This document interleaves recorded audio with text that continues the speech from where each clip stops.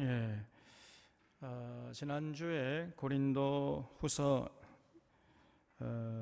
2장을 중심으로 말씀을 드리면서 우리는 그리스도의 향기입니다 라는 제목으로 말씀을 드렸죠. 그 얘기를 하면서 이제 그 자기 정체성의 중요성에 대해서 말씀을 드렸습니다. 내가 누구인가 라는 이런 자기 정체성이 사실은 우리의 언행심사를 결정하고 우리의 삶을 이끌어가는 것이지요. 그래서 우리 안에 어떤 정체성이 자리 잡고 있는가, 이것이 굉장히 중요한데, 바울은 우리는 그리스도의 향기라라는 이런 정체성을 가지고 평생을 살았던 거예요. 그렇기 때문에 그 정체성이 그를 평생 그리스도의 향기를 풍기면서 사는 삶으로 이끌었던 것입니다.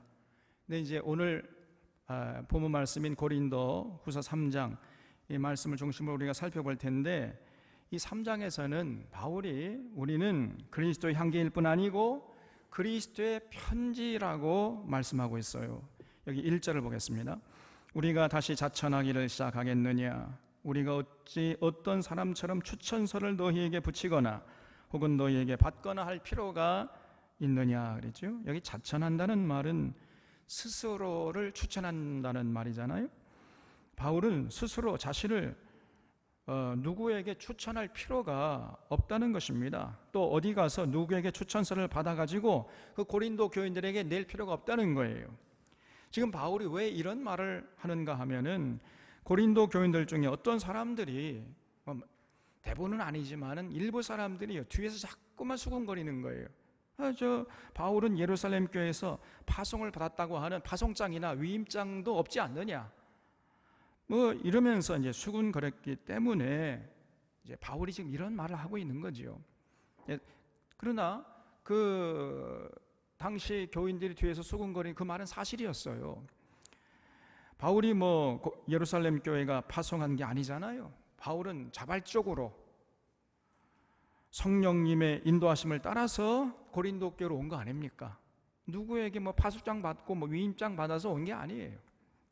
그래서 바울은 나는 예수님과 예수님을 보내신 여호와 하나님이 파송한 사도다, 이런 생각을 가지고 있었기 때문에 그런 뭐 사람들에게 받은 파송장이나 위임장 이런 것 없어도 언제나 당당했던 거예요.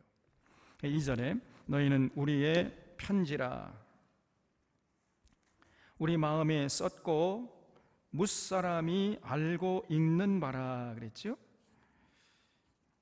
이게 모기가 와서 딱 물었네요. 이게 나도 모르는 사이에 살상하지 말라는데 탁 쳐버렸는데.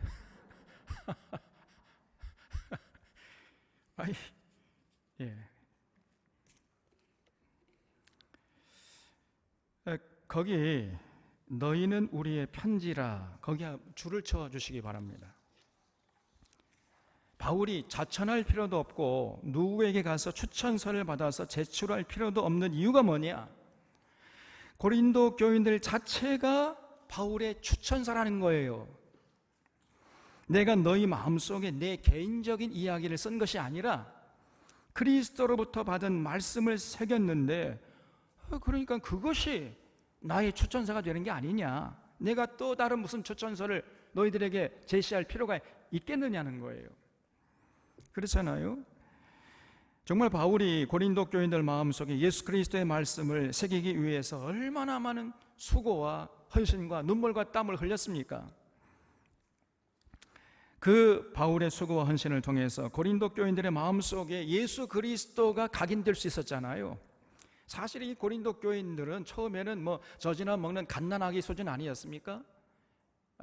그런데 바울의 그 눈물겨운 헌신과 수고로 말미암아 나중에는요, 이 고린도 교인들이 거짓 사도들에게 휘둘리다가 돌아온, 지금 그 성도들에게 하는 얘기 아니에요.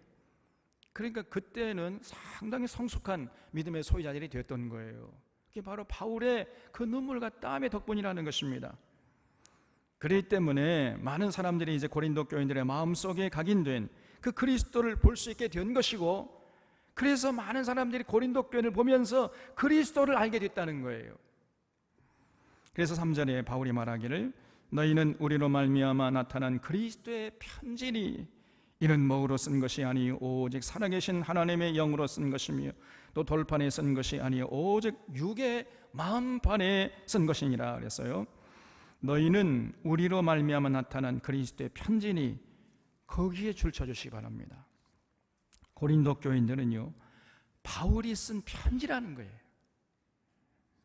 그래서 그 편지 내용을 읽어보면은 그리스도를 알 수 있기 때문에 결국 고린도 교인들이 바울로 말미암아 나타난 그리스도의 편지다 이렇게 정의를 내리는 것이지요. 바울이 편지를 쓸 때 잉크로 종이에 쓴 것이 아니고 살아계신 하나님의 영이신 그 성령으로 썼는데, 성령으로 편지를 쓸 때 종이에 쓴 것도 아니고 돌판에 쓴 것도 아니고 그 고린도 교인들의 마음판에 썼다는 거예요. 과거 출애굽 시에 모세는 하나님의 말씀을 어디에 새겼지요? 돌판에 새겼잖아요. 근데 돌판에 새기다 보니까 이게 문제가 생긴 겁니다. 돌판에 새겨진 말씀이 마음판에 새겨져서 실천되지 않으면 그 돌판에 새긴 말씀은 아무런 의미가 없는 것이 되고 말잖아요. 오늘 하나님의 말씀이 이 성경책에 기록되어 있는데, 여러분 이 성경책에 하나님의 말씀이 기록된 것만 가지고는 안 되잖아요. 그 성경책에 기록된 하나님의 말씀이 우리 마음판에 새겨져야 되는 거 아닙니까? 그때 우리의 삶이 변화되는 것이잖아요. 그렇지 않는다면은 그냥 성경은 종이에 불과한 거예요. 종이. 그리고 성경에 기록된 이 글들은 문자에 불과한 것입니다. 그렇지 살아있는 하나님의 말씀이 될 수 없는 거지요. 그래서 제가 설교를 하는 것이고 성경 강좌를 하는 것이에요. 설교를 하고 성경 강좌를 하는 것이 결국은 종이에 새겨진 하나님의 말씀을 마음판에 새기는 작업이다, 이렇게 말할 수가 있는 것이지요. 종이에 새겨진 하나님의 말씀이 우리 마음판에 옮겨 새겨져서 우리의 거룩한 삶을 만들어낼 때만이 종이에 새긴 하나님의 말씀이 살아계신 하나님의 말씀이 되는 거잖아요. 그래서 하나님께서 신명기 6장에서 너희들은 집에 앉았을 때나 누웠을 때나 길을 행할 때나 부지런히 그 돌판에 새겨진 말씀을 너희 자녀들에게 강론하라, 이렇게 신신당부한 거 아닙니까? 그래서 과거의 이스라엘 백성들은 돌판에 새겨진 하나님의 말씀을 마음판에 새기는 그러한 작업을 부지런히 해야 했는데, 그런데 불행하게도 당시에 이 이스라엘 백성들, 유대인들은 그 작업을 게을리했던 거예요. 게다가 하나님의 말씀을 기록한 돌판을 지성소 안에 있는 그 법궤 안에 보관했잖아요. 그러니까 일반 사람들은 접근조차 할 수가 없었던 것이고, 그러니 하나님의 말씀이 사람들의 마음판에 새겨질래야 새겨질 수가 없었던 거예요. 그러다 보니까 결국 하나님의 말씀이 순종되지 않았던 것이고, 그러다 보니까 이제 하나님의 분노를 사게 되어서 결국 이스라엘 백성들이 하나님께 복받기는커녕 그저 허구한 날 저주를 받았던 것입니다. 그래서 다윗과 솔로몬 시대에 좀 반짝 하나님의 말씀을 순종하는 척 하더니 솔로몬이 늙은 다음에는 하나님의 말씀을 집어 던져버렸잖아요. 우상 섬기느라고. 그 후에 이제 남북이 갈라져서 각기 역사를 기록하다가 결국 북이스라엘은 BC 721년에 아수르 군대에 의해서 망해버렸고, 그리고 남유다는 약 135년 정도 그 역사를 계속 이어나가다가 결국은 바벨론 군대에 의해서 나라가 망하지 않았습니까? 이렇게 하나님의 택한 백성들이 복받기는커녕 저주받은 이유가 뭐냐? 이들이 제사를 등한히 했기 때문도 아니고, 제물을 적게 바쳤기 때문도 아니고, 기도를 게을리 했기 때문도 아니고, 찬양을 적게 했기 때문도 아니고, 이런 것들은요, 이 사람들이 많이 했습니다. 많이 하고 자주 했어요. 딱 한 가지 부족한 것이 있었는 게 뭐냐? 이 돌판에 새겨진 하나님의 말씀을 마음판에 새기는 그 작업을 등한히 했기 때문이란 말이에요. 그렇기 때문에 결국 이스라엘 백성들이 삶의 현장에 나가서 하나님의 말씀대로 살지 않았던 것이에요. 그래서 그것이 문제가 되어서 결국은 남북 이스라엘이 망했던 것입니다. 이것이 성경이 증거하는 귀한 메시지 아니에요? 그래서 이런 현실을 보고 하나님이 훗날 예레미야서 31장 33절에서 말씀하시기를 내가 이스라엘 집과 맺을 언약은 이러하니 곧 내가 나의 법을 그들의 속에 두며, 이제 돌판에 새긴 게 아니라 그들의 속에 두겠다는, 그들의 속에, 그들의 마음에 기록하여 나는 그들의 하나님이 되고 그들은 내 백성이 될 것이라 여호와의 말씀이니라 그랬어요. 그러니까 하나님이 모세를 통해서 하나님의 말씀을 돌판에 새겨 놓으니까 이스라엘 백성들에게 아무런 유익이 되지 못했던 거예요. 그래서 하나님이 야, 이거 이러면 안 되겠구나 이렇게 생각하시고, 언젠가 내가 나의 법을 그들의 마음판에 새겨서 나는 그들의 하나님이 되고 그들은 내 백성이 되게 할 것이다, 이렇게 예레미야를 통해서 예언을 해놨단 말이에요. 그 예레미야의 예언이 언제 어디서 이루어졌습니까? 신약 성경의 히브리서 8장에서 그 예레미야의 예언이 언제 어디에서 누구를 통해서 이루어졌는지를 밝히고 있지요. 누구를 통해서 이루어졌습니까?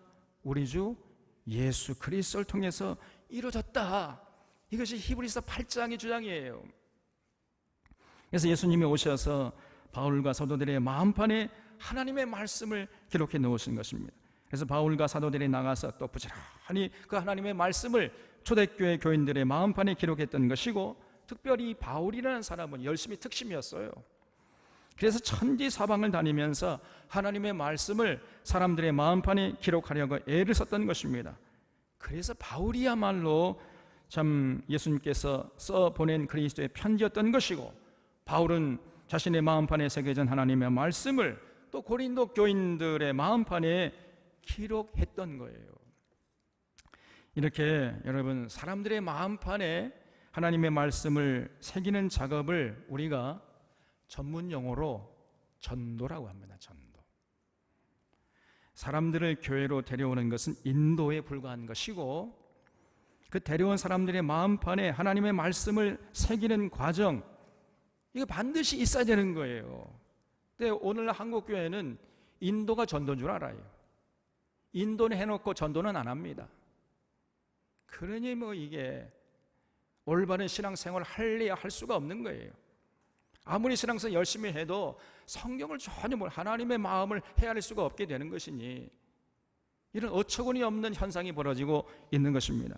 인도는 잘하는데 전도는 안 해버려요. 그래서 여러분, 인도된 사람들, 하나님의 마음판에, 그 사람들의 마음판에 하나님의 말씀을 새기는 작업, 이 전도를 반드시 해야 돼요. 그래서 성경책에 있는 하나님의 말씀을 잘 알아듣도록 전해서 듣는 사람들의 마음판에 새기도록 거기에 관심을 가지고 최선을 다해야 하는 것입니다. 그 하나님의 말씀을 요약하면 두 가지죠. 하나님을 사랑하고 너의 이웃을 네가 네 몸을 사랑하는 것처럼 그렇게 사랑하라. 하나님 사랑과 이웃 사랑 아닙니까? 그래서 하나님의 말씀을 마음판에 새긴 성도는 반드시 하나님 사랑과 이웃 사랑으로 살아가려고 애를 쓰는 거예요. 그것이 안 되면 우리의 신앙은 건강할 수가 없는 것이고 타락하고 변질될 수밖에 없는 것입니다.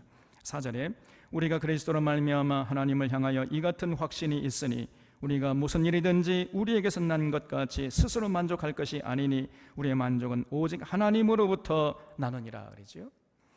이 구절을 다른 번역본으로 보면 이렇게 되어 있어요. 이 4절, 5절, 9절이 조금 내용이 모호하기 때문에 다른 번역본을 참고하면요 이렇게 되어 있습니다. 우리는 그리스도로 말미암아 하나님께 확신을 가지고 있으므로 이런 말을 합니다. 우리가 이런 일을 할 수 있는 자격이 우리에게서 났다고 생각하지 않습니다. 우리의 자격은 하나님에게서 납니다. 이렇게 되어 있어요. 그러니까 바울이 고린도 교인들의 마음판에 하나님의 말씀을 새기는 직분을 감당하는 것은 누구에게 추천을 받아서 하고 있는 것이 아니라는 거예요. 또 억지로 마지못해서 하는 것도 아니고 뭐 무슨 개인적인 이득을 보기 위해서 하는 것도 아니고 하나님이 하라고 하기 때문에, 이 하나님의 사명이기 때문에 하려고 한다는 겁니다. 그렇습니다. 여러분, 우리도요 전도의 자격은 누구에게서 납니까? 하나님에게서 나는 거 아니에요? 신학교를 졸업해야 전도할 수 있는 거예요? 목사들만 전도할 수 있는 겁니까? 그런 게 아니잖아요. 구원받은 성도라면 누구나 전도해야 돼요. 전도할 수 있어야 할 줄로 믿으시기 바랍니다. 인도 가지고 안 돼요. 전도해야 돼, 전도. 여러분, 전도는 해도 되고 안 해도 되는 선택사항이 아니고 반드시 기쁨으로 감사함으로 최선을 다해서 전심전력해서 해야 하는 하나님의 사명이라는 사실을 우리 사론의 교우들은 잊지 마시기를 바랍니다. 그래서 각자 나름대로 최선을 다해서 그리스도의 편지로서의 사명을 감당해야 돼요.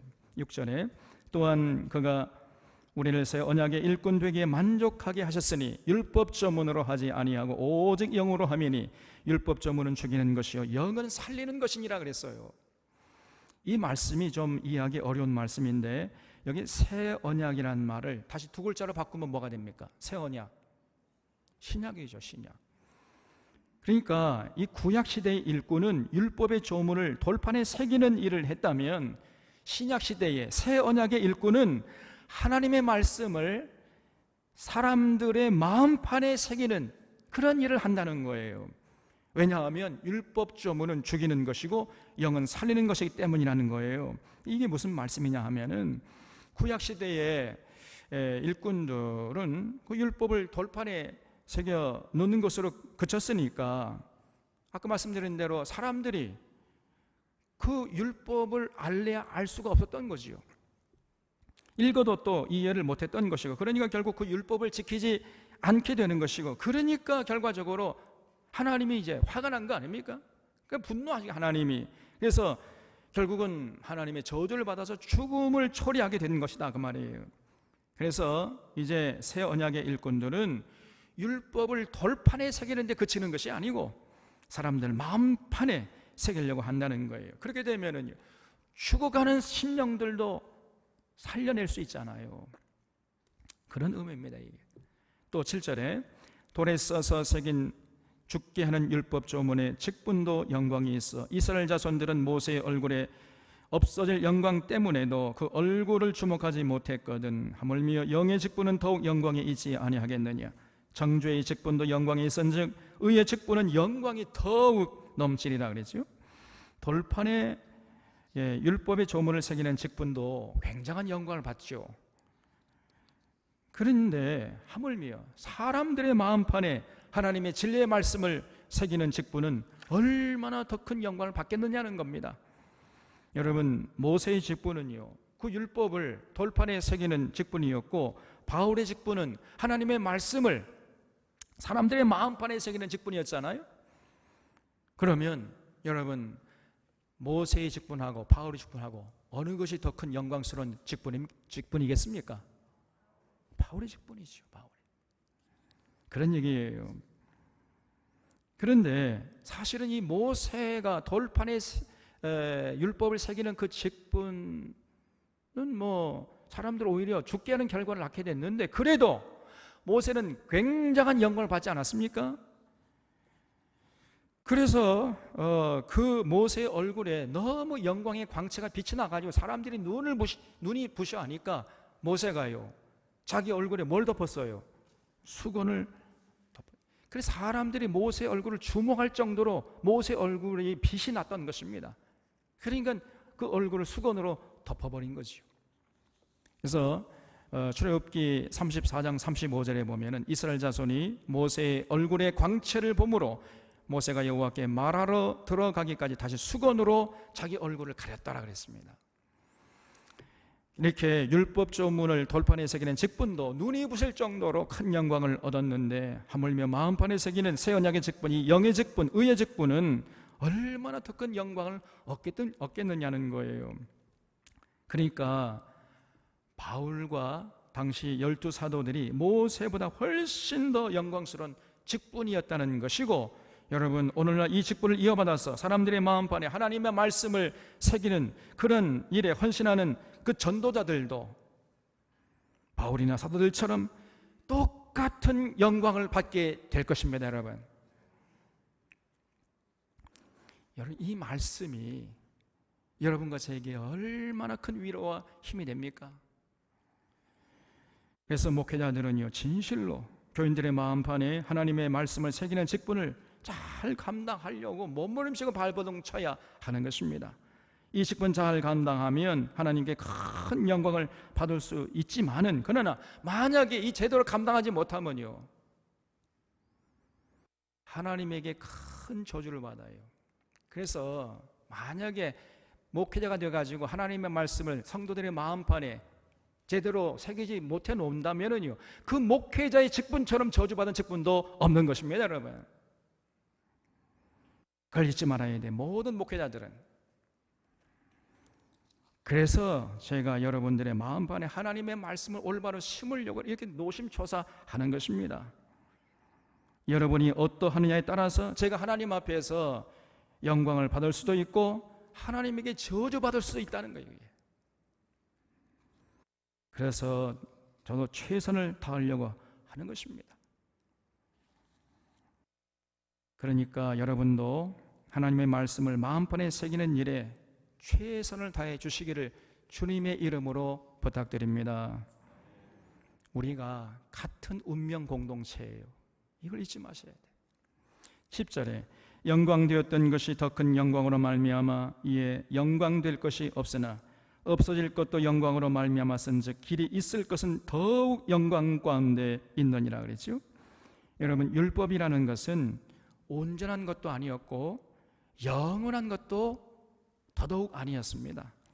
예수님이 오셔서 구약의 율법을 업그레이드 해가지고 완성시켜 놨잖아요. 내가 율법을 폐하러 온 줄로 생각하지 말라. 율법을 폐하러 온 것이 아니라 율법을 완성하러 왔노라, 이렇게 말씀했지요.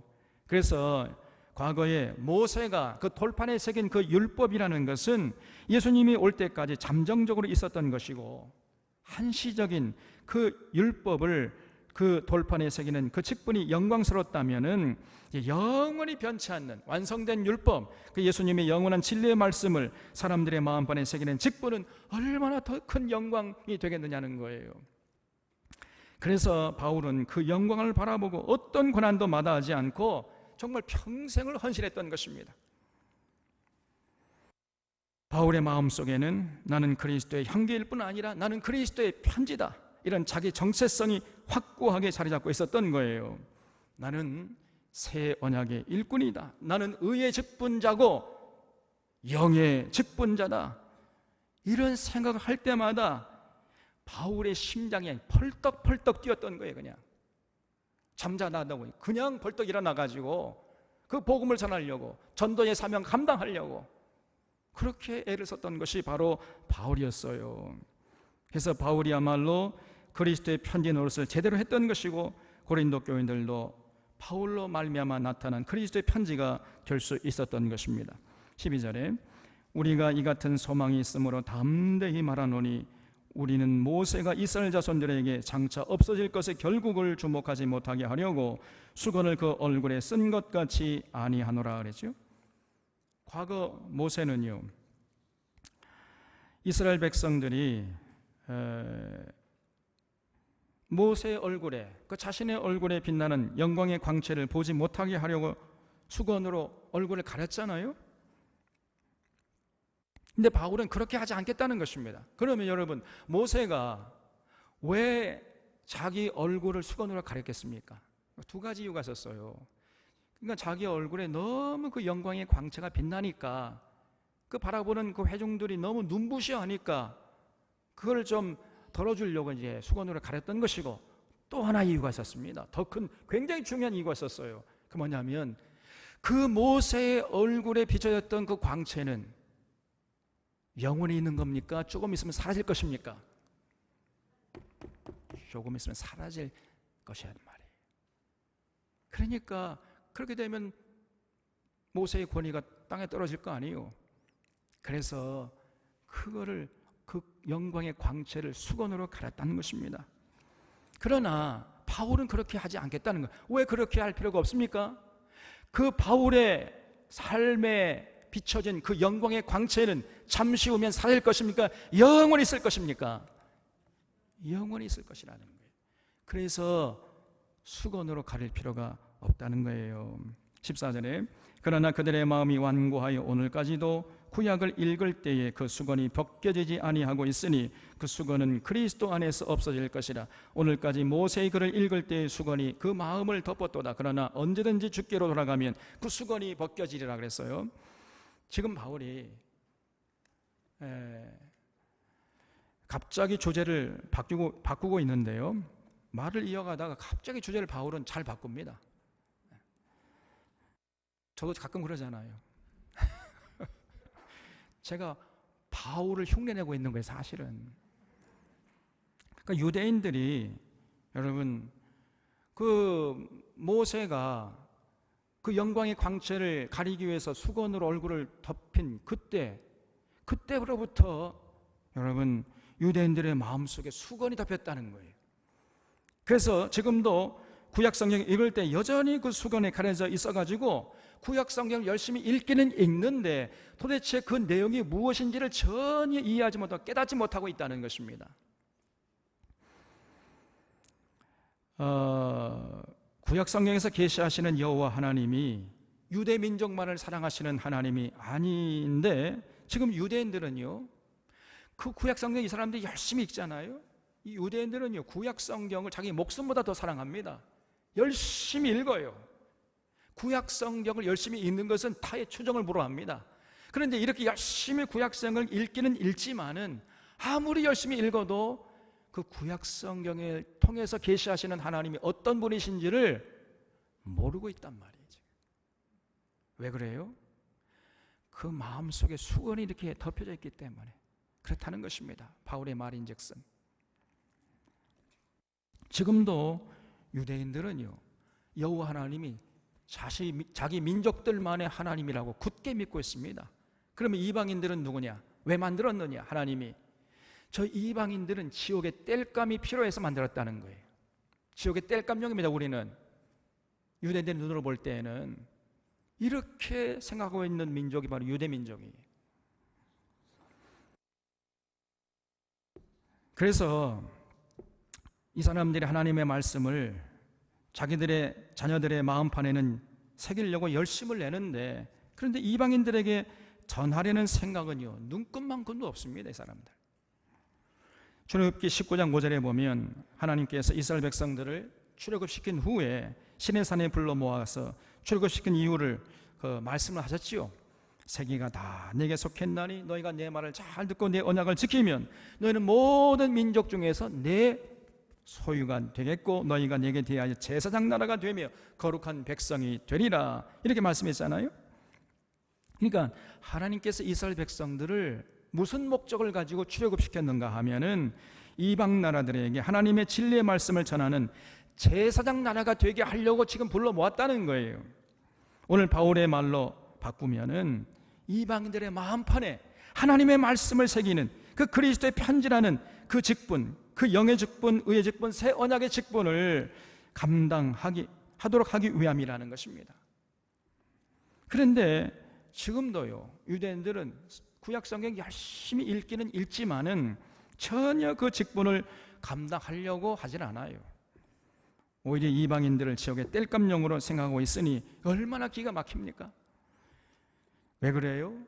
저희들의 마음이 완고해져 가지고 구약 성경을 읽을 때 오늘까지도 그 수건이 벗겨지지 않고 있기 때문인 거예요. 바울이 이거를 정확하게 지적하고 있는 것입니다. 그리고 또 요나서에서도 하나님께서 이 요나를 보내가지고 니느웨 백성 회개케 했잖아요. 결국은 니느웨 백성들이 회개하고 돌아오니까 하나님이 니느웨 백성 다 용서해 줬지요. 그러니까 그 모습을 보고 또 이 요나가요, 하나님께 화를 냈습니다. 내가 이럴 줄 알았어요. 이럴 줄 알았다니까요. 그러니까 내가 니느웨를 가지 않고 다시스로 가려고 한 거 아닙니까? 아니 어떻게 저렇게 악한 놈들을 벌하지 않고 다 용서를 해줍니까? 용서를 해주기는 막 이렇게 하나님께 나가서 짜증을 냈어요. 그런 모습을 보시고 하나님이 요나서 4장 9절에서 요나야, 너는 네가 수고도 하지 않고 재배도 아니했고 하룻밤에 났다가 하룻밤에 말라버린 이 박넝쿨을 아꼈거든. 하물며 이 큰 성읍 니느웨에는 좌우를 분별치 못하는 자가 12만 명이나 되고 가축도 많이 있으니 내가 어찌 아끼지 아니하겠느냐, 이렇게 말씀하셨잖아요. 그러면서 하나님은 유대 민족만의 하나님이 아니라 온 세계 열방의 하나님이심을 분명히 밝혔잖아요. 이게 요나서인데, 이 요나서를 유대인들이 열심히 읽으면서도 자기들이 믿는 하나님이 어떤 분이신지를 지금 모르고 있는 겁니다. 여호와 하나님이 자기 민족만의 하나님인 줄 알고 있다니까요. 그러니까 전혀 요나서의 말씀을 이해하지 못하고 있는 거지요. 수건이 그 마음을 지금도 덮고 있기 때문에 그런 거란 말이에요. 근데 사실 여러분, 오늘날 우리들을 돌아볼 때 지금 남 얘기할 때가 아니에요. 우리들도 사실은 그 유대인의 수준에서 크게 벗어나지 못하고 있기 때문입니다. 오늘날 대부분의 교인들도 구약 성경을 볼 때 전부 수건에 가려져 있어요. 구약 성경을 읽기는 읽습니다만은 그 의미를 제대로 알지 못하고 있는 거예요. 구약 성경을 제대로 알지 못하니까 하나님의 심정을 알 수 없게 되는 거죠. 그건 당연한 것이죠. 또 그러면 신약 성경을 볼 때에도 그 수건이 이제 벗겨지지 않습니다. 수건이 가려져 가지고 신약 성경 읽어도 제대로 이해할 수가 없어요. 여러분, 구약 성경을 모르면 신약 성경 이해할 수가 없습니다. 그러니까 결국은 신약 성경을 볼 때 수건에 가려져 있고, 예수님이 다시 오신다는 신약의 핵심되는 요한계시록도 수건에 가려져 있어요. 아무리 열심히 요한계시록 읽어도 그 내용이 무슨 뜻인지 전혀 알지 못하고 있습니다. 그런 교인들이 거의 대부분이에요. 우리 교인들은, 우리 샤론의 교인들은 조금 그렇지 않은 이제 눈이 열리고 마음의 수건이 벗겨진 이런 교인들도 있습니다만은 오늘날 한국 교회는요 거의 대부분 그렇습니다.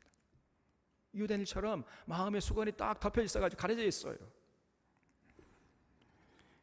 그래서 심지어는 저 신천지 같은 엉터리 해석을 올바른 해석으로 믿고 있는 사람들이 너무나 많아요. 여전히 수건이 가려져 있어서 성경을 제대로 보지 못하는 것이죠.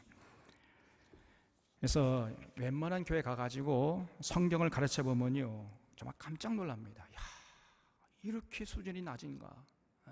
아니 분명히 성경이 한글로 되어 있는데 한글로 읽으면서도 이 뜻이 무엇인지 모르고 있단 말이에요. 그런 어처구니 없는 현상이 벌어지고 있습니다. 얼마나 많은 수건들이 겹겹이 쌓여있기 때문에 그 마음을 가리고 있기 때문에 성경을 읽어도 이해를 못해요. 여전히 우리 마음에 수건이 벗겨지지 않고 있는 것입니다. 도대체 그 이유가 뭡니까? 첫째로 성경에 대해서 가르치려 하지 않고 알려 하지 않기 때문이에요.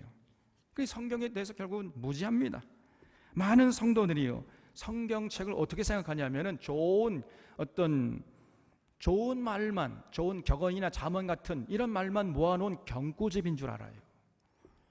그렇지 않습니다, 여러분. 특별히 구약 성경 중에서 역사서는 이스라엘의 천년의 역사에 대해서 기록하고 있고, 그리고 그 역사서가 예언서의 배경을 제공해주고 있는 거예요. 그래서 그 역사서와 예언서를 종합적으로 살펴봐야 성경을 올바로 입체적으로 이해할 수 있게 되는 것이고, 그 성경을 통해서 계시하시는 하나님을 인격적으로 깊이 만날 수 있는 거예요. 근데 이런 과정이 좀 복잡하고 시간도 많이 걸리고 하니까 많은 사람들이, 대부분의 사람들이 엄두를 못 내고 그냥 포기해버립니다. 그래서 성경 그저 요절 몇 구절 암송하고 또 단편적인 설교 듣는 것으로 만족을 해버려요. 거의 대부분 그런 수준입니다. 그렇기 때문에 여전히 마음을 덮고 있는 수건이 벗겨지지 않고 있는 거예요. 또 어떤 사람은 성경에 대해서 조금 알고는요 전부를 아는 것처럼 또 교만을 떱니다. 아무리 성경을 가르쳐 주겠다고 해도요 더 이상 알려고 하지는 않아요. 이런 교만 때문에 그 마음의 수건이 벗겨지지 않고 있어요. 또 어떤 사람에게는요 욕망의 수건이 그 마음을 가리고 있습니다. 목회자들은 목회자들대로 교회 성장하고 싶은 욕망이 딱 자리 잡고 있어요. 그리고 성도들은 성도들대로 복받고 싶은 욕망이 자리 잡고 있는 것입니다. 그래서 이런 욕망의 수건이 우리의 마음을 가리고 있어요. 그렇기 때문에 많은 목회자들이나 성도들이 그런 자신들의 욕망을 채워줄 말씀이 어디 없는가, 이런 차원에서 성경을 읽고 가르치고 설교하기 때문에 아무리 그런 차원에서 성경을 읽고 가르치고 설교해도, 그런 설교를 자주 듣고 깊이 들어도 여전히 우리의 마음을 덮고 있는 수건이 벗겨지지 않고 있단 말이에요. 그래서 바울이 오늘 한국교회를 보면은요, 어떻게 말을 하겠습니까? 자, 기복신앙과 번영신앙과 신비주의 신앙이라는 수건이 여전히 저 성도들의 마음을 덮고 있구나, 이러면서 탄식을 할 거예요. 그래서 여러분, 우리는 빨리 이런 모습에서 벗어나야 됩니다. 기복신앙이나 번영신앙이나 신비주의 신앙에서 벗어나서 진실로 우리가 예수 그리스도께로 돌아가야 돼. 그때 비로소 우리 마음을 덮고 있는 수건들이 벗겨져서 성경을 제대로 읽고 이해할 수 있게 될 것입니다. 그 좋은 예가 바로 바울이에요. 바울도 역시 회심하기 전에는 성경에 대해서 많이 공부한 사람입니다만은, 그러나 결론적으로 성경에 대해서 몰랐어요. 구약 성경이 어떤 책인지 몰랐습니다. 놀라운 얘기지요. 그래서 성경에 대해서 무지했고, 그래 고집과 교만과 욕심으로 가득 차 있었던 거예요. 그러니까 그런 마음으로 예수님을 보니까 예수님이 저주받은 자로 보였던 겁니다. 그리고 예수 믿는 자가 그냥 저주받은 자로, 하나님을 모독하는 신성 모독자로 보이고, 그래서 예수 믿는 사람들 잡아다가 그냥 감옥에 쳐넣는 일을 자비량하면서 다녔잖아요. 그러다가 다메섹에서 부활하신 예수님을 만나 뵙고는 이 바울이라는 사람이 완전히 180도로 달라져 버렸어요. 그 마음을 덮고 있던 수건이 벗겨진 겁니다. 그 눈에서 비늘 같은 것이 벗겨지면서 모든 것을 이제 제대로 볼 수 있는 눈이 열렸던 거지요. 여러분, 오늘 우리도 바울처럼 마음의 수건이 벗겨지고 우리 눈의 비늘이 벗겨져야 합니다. 그 비결이 뭐예요? 여러분, 우리 지금 교회에서 실시하고 있는 성경 강좌에 참여하는 것입니다. 그래서 다시 한번 부탁을 드립니다. 여러분, 성경 강좌에 참여하십시오. 그래서 앞으로 우리 중직이 되려면 성경 강좌 참여 몇 번 했는가, 그걸 다 살펴본다 그랬지요. 성경 강좌에 참석하지 않으면 중직이 될 수 없어요. 중직이 되면 또 안 됩니다, 여러분. 성경 강좌에 참여해야 돼요. 성경 전체를 볼 수 있는 안목이 여러분 있어야 됩니다. 그러면 마음의 수건이 벗겨지고 눈의 비늘이 벗겨져요. 성경 전체가 보이고 하늘에 계신 하나님의 심정이 보이면서 진실로 통에 자복하는 이런 자가 되는 거예요. 이것이 바로 주님께로 돌아가면 수건이 벗겨진다는 뜻입니다. 그래서 다시 한번 강조하건대 반드시 우리 사랑하는 교우들은 정말 타는 목마름으로 성경 강좌에 반드시 참여해 주시기를 바랍니다. 17절에 주는 영이시니 주의 영이 계신 곳에는 자유가 있느니라 그랬어요. 여러분, 이 말씀이야말로 황금에 새겨야 할 황금률이에요. 정말 진리 중에 진리입니다. 예수님이 말씀했죠. 너희가 내 말에 거하면 진리를 알지니 진리가 너희를 자유케 하리라 그랬잖아요. 우리가 주님에게로 돌아가서 진실로 주님의 말씀을 청종하면 그때 비로소 진리를 알게 되고 그 진리가 우리를 자유케 하는 것입니다. 그래서 아무리 거짓된 자들이 달콤하게 유혹할지라도 이 거짓 선지자들이 우리를 죽음의 늪으로 끌고 가기 위해서 달콤하게 유혹한다 할지라도 거기에 넘어가지 않을 수 있게 되는 것이고 그들의 위협에도 굴복하지 않을 수 있게 되는 것이고 참된 평안과 기쁨과 참된 자유함을 만끽하면서 이 땅에서 살 수 있게 되는 것이에요. 그래서 우리가 반드시 그리스도께로 돌아가야 됩니다. 그러면 여러분, 그렇게 그리스도께로 돌아가게 할 수 있는 분이 누구예요? 그분이 바로 성령님이라는 것이죠. 우리에게 성령님이 임하시면 그 성령님이 예수의 말씀을 생각나게 하고 깨닫게 하십니다. 예수님의 말씀을 통해서 진리를 알게 하시고 그 진리 따라 살아갈 수 있도록 우리를 자꾸 자극하고 격려하시는 분이 성령님이세요. 그래서 주의 영이 계신 곳에는 진리가 우리를 자유케 하는 역사가 일어나는 것입니다. 그래서 성령님이 임하신 자들은요, 정말로 타는 목마름을 가지고 성경 강좌에 참여하는 것이고 이렇게 성경 강좌에 열심히 참여한 자들은 그 마음속에 성령님이 임하신 분명한 증거가 되는 거예요. 18절에 우리가 다 수건을 벗은 얼굴로 거울을 보는 것 같이 주의 영광을 보매 그와 같은 형상으로 변화하여 영광에서 영광이 이르니 곧 주의 영으로 말미암음이니라 그랬지요. 그래서 성령님이 오셔서 우리가 이제 구약 성경을 볼 수 있게 됐고 구약 성경을 볼 수 있게 되니까 이제 신약 성경도 보이게 되잖아요. 예수님도 볼 수 있게 되었고 예수님이 다스리시는 천국도 볼 수 있게 되었는데 얼마나 분명하게 명료하게 볼 수 있게 됐는지 마치 얼굴을 거울로 비춰보는 것처럼 그렇게 분명하게 볼 수 있게 됐다는 겁니다. 여러분, 반드시 모든 교우들은 이런 상태가 돼야 돼요. 이런 상태를 전문 용어로 부흥이라고 그래요. 부흥. 모든 교회에서 모든 목회자들이 교회를 부흥시키는데 관심이 많잖아요. 교회를 부흥시키려고 그냥 몸부림치고 발버둥 치고 있지 않습니까 지금? 여러분, 그런데 부흥이 뭔지를 잘 몰라요. 참 이상한 일입니다. 여러분, 부흥이 뭡니까? 부흥은 하나님과의 관계가 회복된 상태를 말하는 거예요. 오늘 18절의 말씀대로 표현하면 우리가 다 수건을 벗은 얼굴로 거울을 보는 것 같이 주의 영광을 보는 것, 이것이 부흥입니다. 우리의 마음에 가려진 수건이 벗겨져서 성경을 통해서 계시하시는 하나님을 인격적으로 깊이 만나고 그 하나님과의 관계가 친밀한 상태로 유지되는 것, 이것이 부흥이에요. 이게. 여러분, 교회에 얼마나 많은 사람들이 모이느냐, 이것이 중요한 것이 아니고 그 모인 사람들의 마음에 수건이 벗겨져서 성경을 통해서 하나님을 만나고 하나님과의 관계가 얼마나 회복되고 있는가, 여러분, 이것이 중요한 것입니다. 만약에 그것이 이루어지고 있다면 우리는 그런 상태를 부흥이라고 얘기하고 그런 교회는 부흥된 교회라고 말할 수 있는 거예요. 숫자에 상관이 없는 겁니다. 이 부흥에 하나님의 모든 관심이 모아져 있음을 우리 사론의 교우들은 잊지 마시기를 바랍니다. 부흥될 때, 다시 말해서 우리 마음의 수건이 벗겨지고 성경을 통해서 계시하신 하나님을 만나서 그 하나님과의 관계가 회복될 때 진실로 그 사람은 어지러운 세상 한복판에 나가서 가치 있게 의미 있게 행복하게 살아갈 수가 있습니다. 정말 영육 간에 건강하고 참 평안과 기쁨과 자유함을 만끽하다가 영원한 천국의 주인공이 되는 거예요.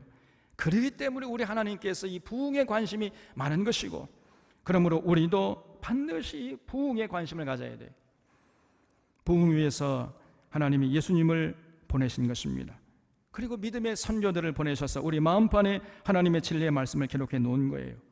이제 우리가 그리스도의 편지임을 생각하고 하나님의 관심사인 부흥을 위해서 이 새 언약의 직분, 영의 직분, 의의 직분을 잘 감당해야 하는 것입니다. 여러분, 우리가 그 직분을 잘 감당하려면은 우리가 그리스도의 편지라는 자기 정체성을 가지고 정말 세상에 나가서 그 그리스도의 편지 노릇을 제대로 잘 해야 돼요. 그러면 우리 주변 사람들이 우리의 삶을 보고 그리스도가 어떤 분이시구나 알게 된다는 거죠. 초대교회 교인들은요, 당시 사람들에게 그리스도의 편지였어요. 그리고 주변 사람들이 그 초대교회 성도들의 삶을 보고 예수님이 이런 분이시구나 그걸 알게 됐단 말이죠. 그래서 구원받는 사람들이 날마다 늘어났고 부흥의 불길이 이어졌던 것입니다. 그러므로 여러분, 먼저 믿은 이런 성도들, 우리 사론의 교우들의 삶이 중요한 거예요. 삶이.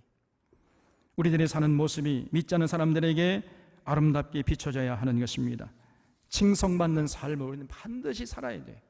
그리스도의 편지 노릇을 다시 말씀드리면 제대로 감당해야 한다 그 말이에요. 오늘 우리 사론의 교우들은 너희는 우리로 말미암아 나타난 그리스도의 편지니 이는 목으로 쓴 것이 아니요 오직 살아계신 하나님의 영으로 쓴 것이며 또 돌판에 쓴 것이 아니요 오직 육의 마음에 쓴 것이니라. 이 바울의 말씀을 마음판에 깊이 깊이 새길 수 있기를 바랍니다. 우리는 그리스도의 향기일 뿐 아니라 그리스도의 편지예요. 이런 자기 정체성을 분명히 하는 은혜가 여러분과 저에게 넘치시기를 바랍니다. 그래서 종이 전도지가 중요한 것이 아니고 삶의 전도지가 중요한 거예요. 사람들이 우리의 삶을 보고 그리스도가 어떤 분이신지를 알게 되는 것입니다. 돌아보면요, 어떤 사람들은 그리스도의 편지로 살아가지만 어떤 사람들은 마귀의 편지로 살아가요. 그런 사람도 있습니다. 아무쪼록 우리 사론의 교우들은 나는 그리스도의 편지라는 생각을 할 때마다 심장이 벌떡벌떡 뛰고 얼굴이 붉어지고 맥박이 힘차게 뛰기를 바랍니다. 그래서 그 하나님의 말씀을 이웃의 마음판에 새기는 이 영의 직분, 의의 직분을 잘 감당하는 자들이 되어서 가는 곳마다 하나님의 관심사인 부흥의 불길을 일으키고 영원히 사라지지 않는 영광의 광채를 누리는 그런 귀한 인생들 다 되시기를 바랍니다. 하겠습니다.